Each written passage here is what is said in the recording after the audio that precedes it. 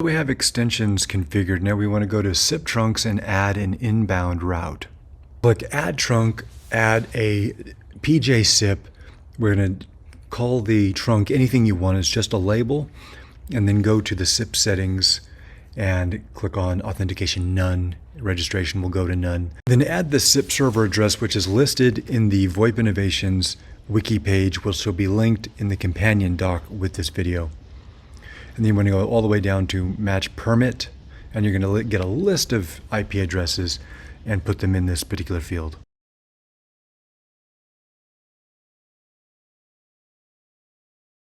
Next up, we're going to create an outbound trunk so we can make those calls out, and it's going to be a primary channel. So go ahead and click authentication again. It's basically the same thing. We have a different server IP address this time.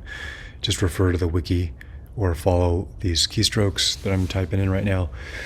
And then we just submit and OK. And then we're going to go ahead and connect or create an outbound route this time.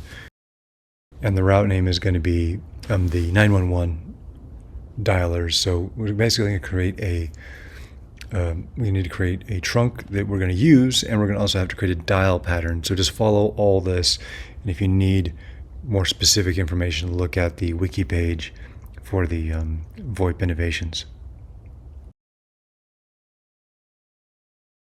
Now we're going to go in to create another outbound route, but this is going to be for all the other calls. So just call it all outbound calls or something to that effect. The label doesn't matter.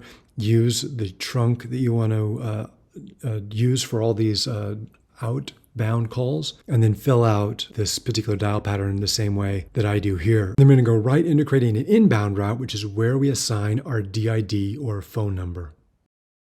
Okay, I'm just going to run through this a little bit and give you glimpses into the account, because all you need to do is create an endpoint group with the IP address of the server. You can put in your settings, and that's all you need to do. If you already have an endpoint group you want to add the IP address to, you can do that as well, and it'll cut down on the time to wait, because new endpoint groups take a little bit of time to propagate sometimes. So we just add the new endpoint group. I escalate the endpoint group to a higher priority, and then once that's done, then you can go ahead and assign or enter the DID or the phone number into the FreePBX interface that we were adding for the inbound route.